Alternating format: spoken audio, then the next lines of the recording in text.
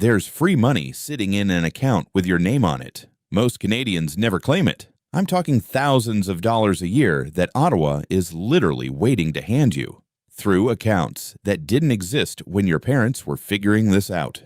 The reason you feel stuck at $60K, $80K, even $100K a year isn't that you're bad with money. It's that you're playing an American game on a Canadian board, and the rules are completely different. By the end of this video, you'll have a wealth building system that runs on autopilot, sorted by exactly what you earn, whether that's $50K or six figures. Let's start with a weird truth. The people I see struggling financially in Canada are often the smartest earners. Engineers, nurses, teachers, tradespeople pulling six figures. Why? Because of something behavioral economists call hedonic adaptation. And in personal finance, we just call it lifestyle creep. Here's the glitch. Your brain treats a raise as a reward. So when you go from $60K to $75K, your brain whispers, I deserve the nicer condo, the leased SUV, the Saturday DoorDash habit. Within 90 days, that $15K raise has been completely absorbed into your monthly burn rate. You feel zero richer. You might actually feel poorer. A Statistics Canada household spending pattern shows something brutal. As Canadian household income rises, the savings rate barely moves. People earning twice as much save about the same percentage, which means more income doesn't fix this. Only a system does. Forget budgeting apps for a second. Every dollar you spend goes into one of two columns. Column A is anything that pays you back. A TFSA holding XEQT, an RRSP holding index funds, an FHSA growing tax-free for your first home, a side skill that earns you money. Column B is anything that takes money out of your pocket every month. Here's the analogy I want you to remember.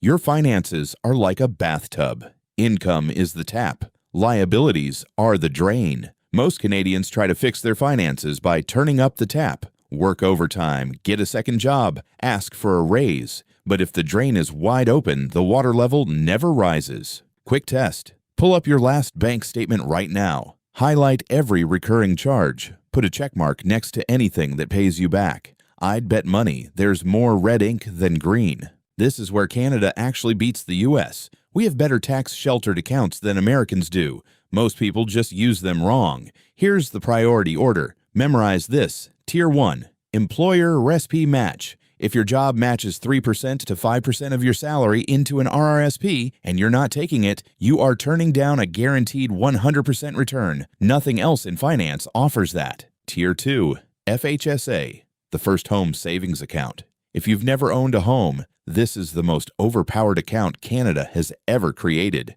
Up to $8,000 a year, $40,000 lifetime. Tax deduction going in, tax-free coming out. It's the RRSP and TFSA had a baby, and the baby is better than both. Tier 3, TFSA, but only if it's actually invested. Here's where roughly half of Canadians mess up. A TFSA is not a savings account. A TFSA is a wrapper. If you're holding cash inside it earning 2%, you're using a Ferrari to deliver pizza. Now let's get specific. This is the part to screenshot.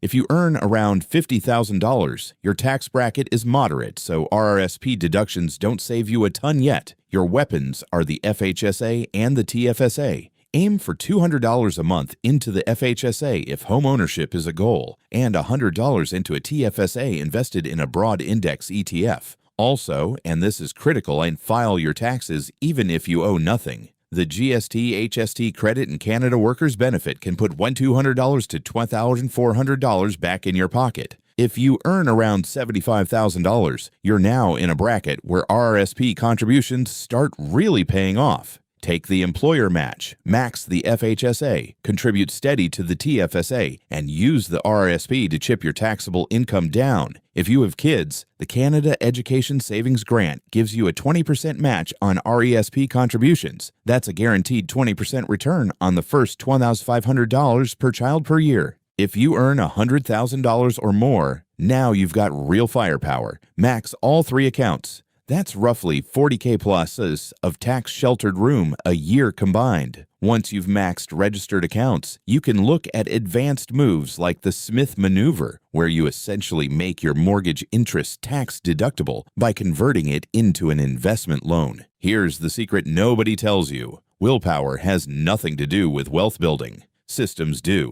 Set up pre-authorized contributions on the 1st of every month, same day your paycheck lands. The money moves before you see it. You can't spend what isn't in your checking account. Then automate the investments inside those accounts. Most platforms now let you auto-buy an ETF every 2 weeks. Set it. Forget it. Check it twice a year. If this gave you even one move you didn't know about, hit subscribe. I drop a Canadian-specific finance breakdown every week, and the next one is on the exact ETF portfolio I'd build inside a TFSA if I were starting from zero in 2026. And if you want to actually open one of these accounts today, I'll leave a link to the brokerage I use in the description. The system isn't rigged against you. It's just written in a language nobody taught you. Now you speak it. See you in the next one.